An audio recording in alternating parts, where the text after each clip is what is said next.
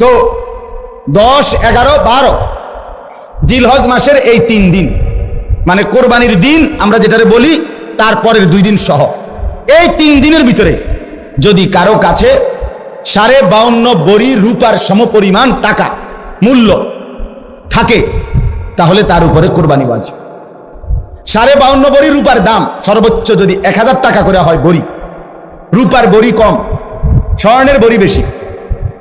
রূপার বড়ি 1000, 1200, 1300, কখনো কখনো 2700 টাকাও হয়।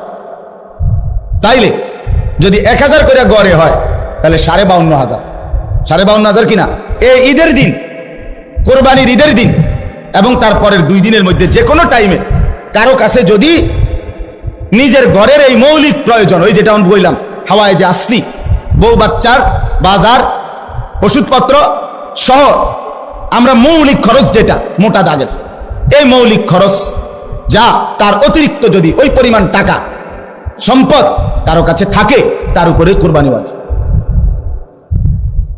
আল্লাহ রাসূল সাল্লাল্লাহু আলাইহি ওয়াসাল্লাম বলেন, যার উপরে কোরবানি ওয়াজিব হলো অথচ কোরবানি সে করলো না, রাসূলুল্লাহ সাল্লাল্লাহু আলাইহি ওয়াসাল্লাম স্পষ্ট বলছেন, ফালা ইয়াকরাবান্না মুসাল্লানা, সে যেন ঈদগাহে না আসে, সে যেন আমাদের নামাজে না আসে।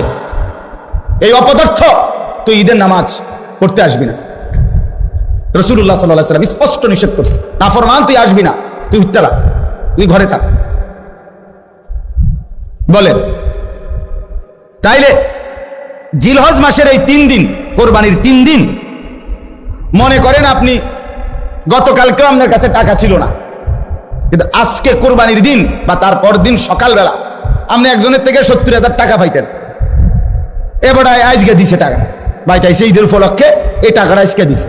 আর এই টাকাটা ছাড়াও আপনার ঘরের পরিবারের সংসারের যা প্রয়োজন তা চলবে, সমস্যা নাই, এই টাকাটা তো আমি ধরছি না হিসাব, এই আজকেই টাকাটা পাইছেন, আজকে তো আগামী এই 3 দিনের সন্ধ্যার আগে আগে আপনার জন্য কোরবানি ওয়াজিব।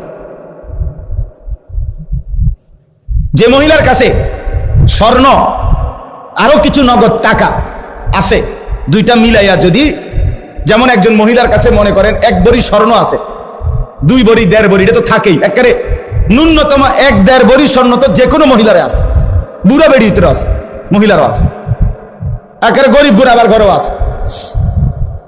সাথে যদি ওই 3 দিন এই মহিলার কাছে আলগা কিছু টাকাও আছে, 10,000, 5,000, 20,000, 15,000, উনার টাকা, উনার মহিলার নিজের টাকা, স্বামী দিছে, নয়তো ছেলে দিছে, নয়তো বাপের বাড়ির থেকে দিছে, যেমনি হোক দিছে, এই স্বর্ণ আর ওই টাকাটা মিলাইয়া যদি 52,500 টাকার দামের চাইতে বেশি হয়, এই মহিলার উপরে কোরবানি ওয়াজিব, নিঃসন্দেহে ওয়াজিব।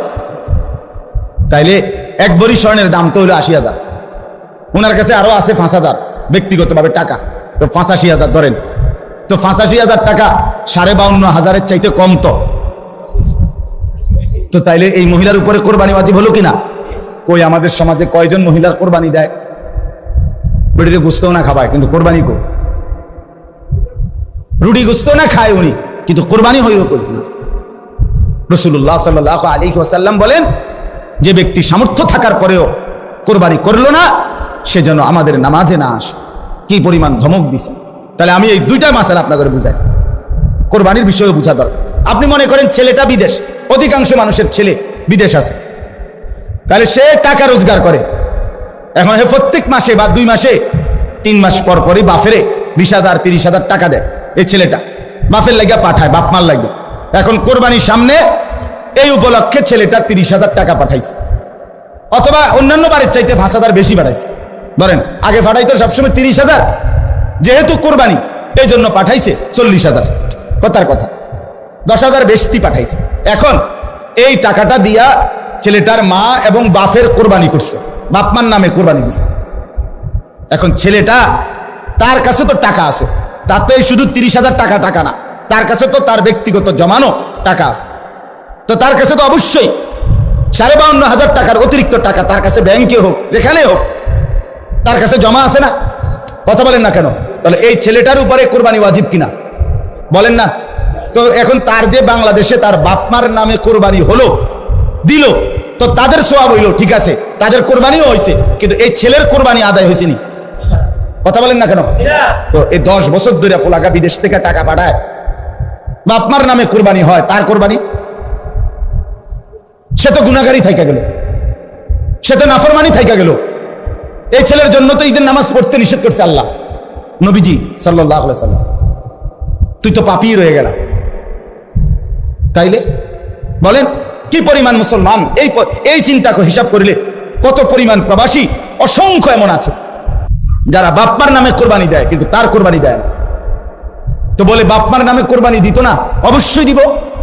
বাপের যদি একটা লুঙ্গি লাগে, এর লাগে কি ফুতের লুঙ্গি কিনতো না? কথা কন না কেন? বাপের যদি একটা জামা লাগে, তো এর লেগে কি বাপের জামা আমি দিছি দেখা আমি আর খালি গায়ে আটমু নাকি? তো তাহলে এটা কথা হইলো কোনো?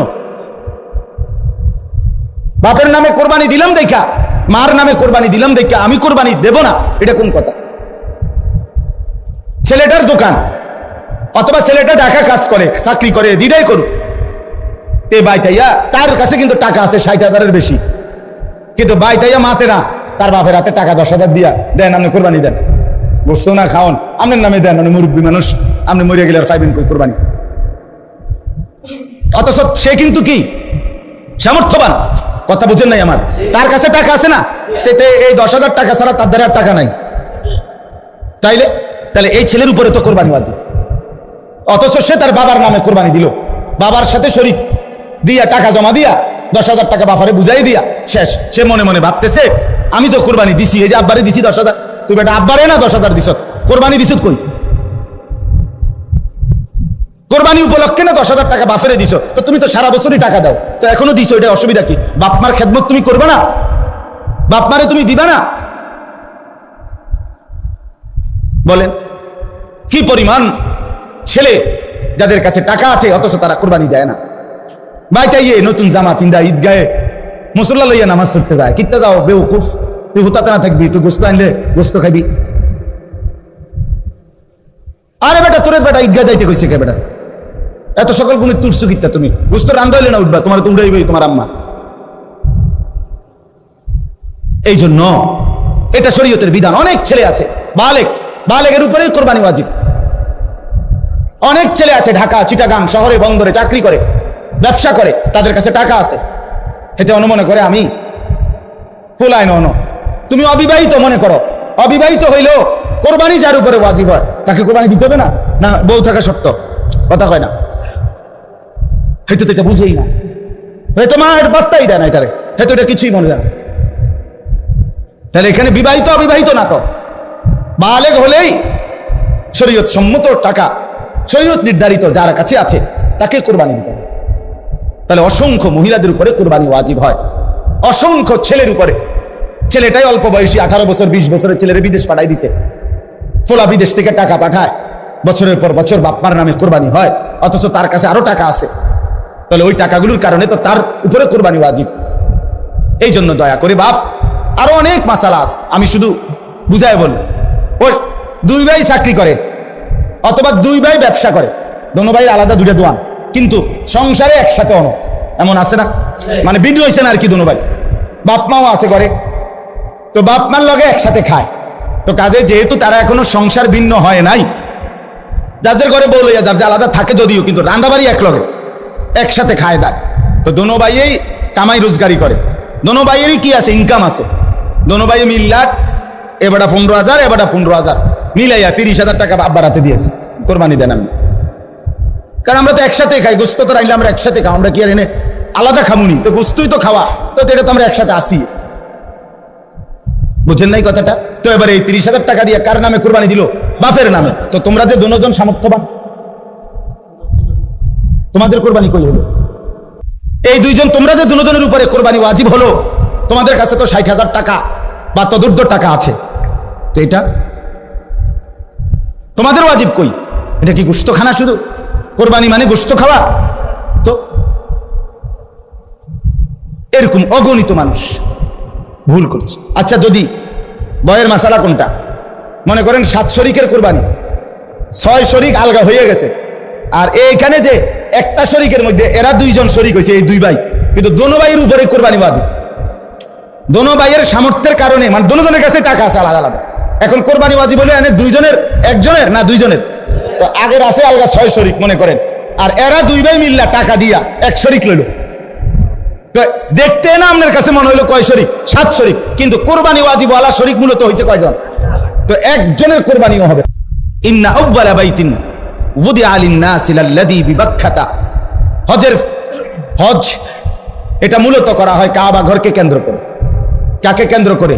তো আল্লাহ তাআলাকে যদি প্রশ্ন করেন, আল্লাহ কাবাকে কেন্দ্র করে হজ কেন করতে হবে?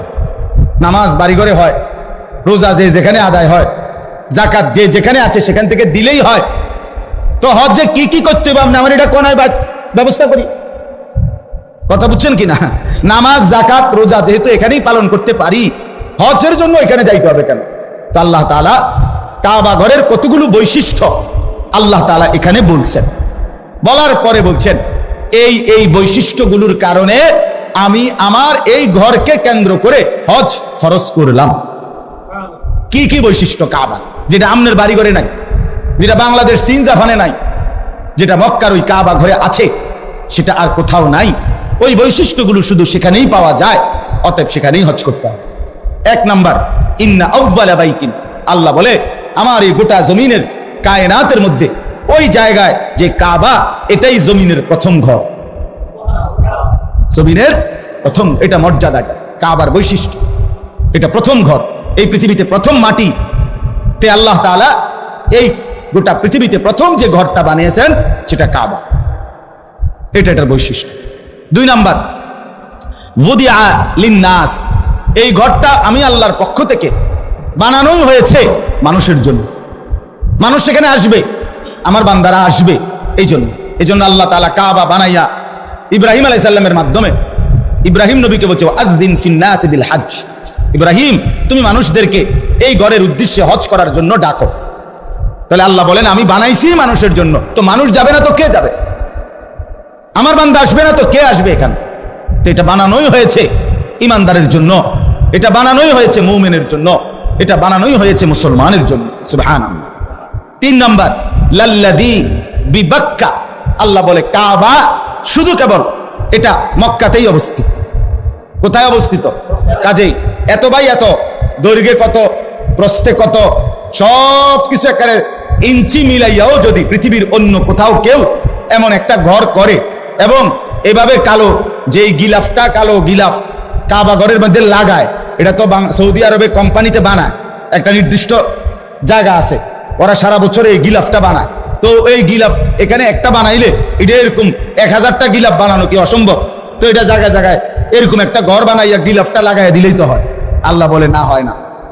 লাল্লাযী বিবাক্কা, এটা মক্কাতেই হতে হবে, এখানেই যেটা এটাই। এই জন্য ওই যে আব্রাহা বাদশাহ ইয়ামানে বানাইয়া কাবার মর্যাদা দিতে চাইছিল, মক্কার এক লোক গিয়া ওইখানে পেশাব পায়খানা করে দিয়েছে, যা তোর এটা বেশি দিলাম। এই কারণেই আব্রাহা বাদশাহ হাতি নিয়ে আসছিল কাবা ধ্বংস করছে। কথা বুঝছেন? তো এটা মক্কাতেই অবস্থিত। 4 নাম্বার, মুবারাকান, আল্লাহ বলেন কাবা এই যে মক্কার, এটা বরকতের খাজানা, বরকতের খনি, বরকতের খনি। এটাতে আল্লাহর ঘর কাবাতে আসছে, আর বরকতে বরকতে আল্লাহ তাআলা তার জিন্দেগি ভরে দিয়েছে। 5 নাম্বার, ওয়া হুদাল লিল আলামিন, এটা সারা বিশ্ববাসীর জন্য হেদায়েতের কেন্দ্র। সুবহানাল্লাহ। এখানে যে আসবে আল্লাহর জন্য, আল্লাহর রাজি খুশির জন্য, সে নিশ্চিত হেদায়েত পেয়ে যাবে, তার জিন্দেগি বদলাবে, তার পরিবর্তন হবে, এটা বৈশিষ্ট্য। 6 নাম্বার, ফিহি আয়াতুম বাইয়িনাত, আল্লাহ বলে এই কাবার চারিদিকে অগণিত আল্লাহর কুদরতের নিদর্শন আছে। কাবার ঘর দেখলে আল্লাহর কুদরত, কাবার দরজা দেখলে আল্লাহর কুদরত, হাজরে আসওয়াদ পাথর দেখলে আল্লাহর কুদরত, হাতিমে কাবা দেখলে আল্লাহর কুদরত, মুলতাজিমের সামনে দাঁড়াইলে মুলতাজামের আল্লাহর কুদরত, এরপরে কাবা ঘরের ছাদের পানি যেই পড়ে মিজাবে রহমত, এটার দিকে তাকাইলে আল্লাহর কুদরত, হাজী সাহেবদের চেহারা, হাজী সাহেবদের এই ঘোরাফেরার দিকে তাকাইলে আল্লাহর কুদরত, তাওয়াফ দেখলে আল্লাহর কুদরত, সাফা মারওয়ায় আল্লাহর কুদরত, এখানে কদম কদম আল্লাহর কুদরতের নিদর্শনই নিদর্শন। আল্লাহকে যদি বলেন আল্লাহ আরো 2-1টা আমনে কন্যা, তা আল্লাহ বলে মাকামু ইব্রাহিম, এখানে একটা বড় সড়ো আমার কুদরত আছে, আসলেই দেখবা বান্দা, সেটা হচ্ছে ইব্রাহিম আলাইহিস সালামের স্মৃতি চিহ্নওয়ালা পাথর।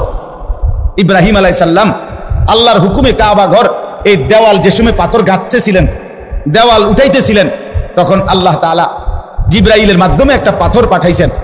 এই পাথরটা ইব্রাহিম আলাইহিস সালামের পায়ের নিচে দিছে। ইব্রাহিম আলাইহিস সালাম এই পাথরের উপরে দাঁড়িয়ে কাবা ঘর নির্মাণ করছেন। আল্লাহ তাআলা স্বয়ংক্রিয়ভাবে ওই পাথরটাকেই লিফট বানায় দিয়েছেন। এটা ইব্রাহিম আলাইহিস সালামের তার প্রয়োজনে উপরে উঠতো, নিচে নামতো। তো এই পাথরটা আল্লাহকে বলছে, আল্লাহ আপনার বন্ধু আমার উপরে পাও দিয়া রাখছে, আমি পাথর যদিও শক্ত, কিন্তু আমার একটু মন চাইতেছে আপনি যদি আমার সুযোগ দেন, আমি একটু নরম হইয়া আপনার বন্ধুর পায়ের চিহ্নটা আমার মধ্যে নিয়ে নেই। আল্লাহ তাআলা বলছে ঠিক আছে।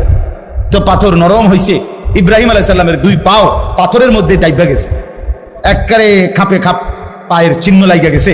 এখন আজ ৬০০০ বছর পরেও ইব্রাহিম আলাইহিস সালামের সেই পায়ের চিহ্ন বিশিষ্ট পাথর ওইখানে অবিকল একই রকম আছে। ফীহি আয়াতুম বাইয়িনাত মাকামু ইব্রাহিম, এটা বৈশিষ্ট্য। আপনি গেলে দেখবেন, চলেন যাই, বলেন ইনশাআল্লাহ। যে দিল আল্লাহর ঘর দেখতে চায় না সেটা কোনো দিলে না, তুই বেটা কোনো মুসলমান মহব্বতওয়ালা হলি না। যেই কলিজায় আল্লাহর ঘর দেখতে চায় নাই সে তো আল্লাহকে ভালোই বাসে নাই, আল্লাহকে মহব্বতই করে নাই। সুবহানাল্লাহ। ওয়ামান দাখালাহু কানা আমিনা, এই শেষ বৈশিষ্ট্য হলো আল্লাহ বলে আমার এই কাবা এমন জায়গা, এখানে আসলেই নিরাপদ, আসলেই নিরাপদ, গুনাহ থেকেও নিরাপদ, নাফরমানি থেকেও নিরাপদ, শত্রুর হামলা থেকেও নিরাপদ, কারো জুলুম অত্যাচার থেকেও নিরাপদ। সুবহানাল্লাহ, নিরাপদ। ওয়ামান দাখালাহু কানা আমিনা, ঢুকলেই নিরাপদ, ঢুকলেই নিরাপদ। আল্লাহ বলছেন এটা নিরাপদ। এই এত কিছু বলে এই শেষ কথাটা দেখেন, আল্লাহ তাআলা বলেন কাবার কি কি বৈশিষ্ট্য কইল? 9টা বৈশিষ্ট্য কইছে। 1 নাম্বার, এটা প্রথম ঘর। 2, মানুষের জন্যই বানানো হয়েছে। 3, মক্কাতেই অবস্থিত। 4, বরকতের কেন্দ্র। 5, সারা পৃথিবীর মানুষের হেদায়েতের কেন্দ্র। 6, এখানে অগণিত নিদর্শন আছে চারিদিকে। 7, এখানে মাকামে ইব্রাহিম আছে। 8, এখানে যে ঢুকবে সে নিরাপদ হয়ে যাবে। এই 8টা, 9টা, 8টা। আবার ওই একটার ভিতরে তো অনেকটি, এখানে অনেক নিদর্শন আছে কইলে তো একটা একটা আলগা আলগা কইলে তো এখানে অনেকটি। সর্বশেষ আল্লাহ বলেন এই এতগুলো বৈশিষ্ট্যের কারণে ওয়ালিল্লাহি আলান নাসি হিজ্জুল বাইতি, আমি আল্লাহ আমার সন্তুষ্টির জন্য আমার বান্দাদের উপরে মানিস্তাতা ইলাইহি সাবিলা, শরীয়ত কর্তৃক নির্ধারিত সামর্থ্য যাদের আছে তাদের জন্য এই ঘরের হজ ফরজ করে দিলাম। আল্লাহ এবার শেষ বলে, বান্দা শুনো, আমি এত বড় মর্যাদাপূর্ণ কাবা, এত বৈশিষ্ট্য বললাম, হজটাকে ফরজ করলাম। সামর্থ্য আমি দিলে তাইলে যাইতে কইছি, আমি যদি সামর্থ্য না দেই তাইলে যাওয়ার দরকার নাই। তাইলে আমি সব কিছু আমি দেওয়ার পরে, বলার পরেও যে অবজ্ঞা করবে, তুচ্ছ তাচ্ছিল্য করবে, খামখেয়ালি করবে, ওমান কাফারা ফা ইন্নাল্লাহা গানিয়্যুন আনিল আলামিন, আল্লাহ বলে কেউ যদি অস্বীকার করে, অবজ্ঞা করে, তাইলে আমি রব্বুল আলামিন সারা পৃথিবীও যদি আমার এই ঘরকে পাত্তা না দেয় আমার কোনো অসুবিধা নাই, আমি কারোই মুখাপেক্ষী না, বরং সবাই আমারই মুখাপেক্ষী। 16 কোটি মুসলমানও যদি হজ না করে আল্লাহর কিছুই যাবে না, আসবে না, ক্ষতিগ্রস্ত হবে আমরা। কথা বলেন না কেন? বাংলাদেশ থেকে যদি কেউ হজে না যায় তো কাবা ঘরের এক সাইড কাইতে যাবে নাকি? তা আল্লাহর ঘরের মর্যাদা কমে যাবে না? আল্লাহর মর্যাদা কমে যাবে। কিন্তু আমি না গেলে, আপনি না গেলে, হজ ফরজ হওয়ার পরেও তো আপনার আমার মরণ যদি ইহুদির মরণ হয়, খ্রিস্টানের মরণ হয়, তো কি হবে কবরে, কি হবে হাসরে, কি হবে আখিরাতে, কি হবে পরকালে? এজন্য দয়া করে কথা এখানেই শেষ। মেহেরবানি করে চলেন, কিছু মাসালাও বললাম অল্প করে, আবার ফজিলতও বললাম হজ্জের, কোরবানির। হজ এবং কোরবানি, যাকাত এগুলো আদায়ের প্রতি আরো যত্নবান হবেন। আল্লাহ তাআলা আমাদেরকে তৌফিক দান করেন।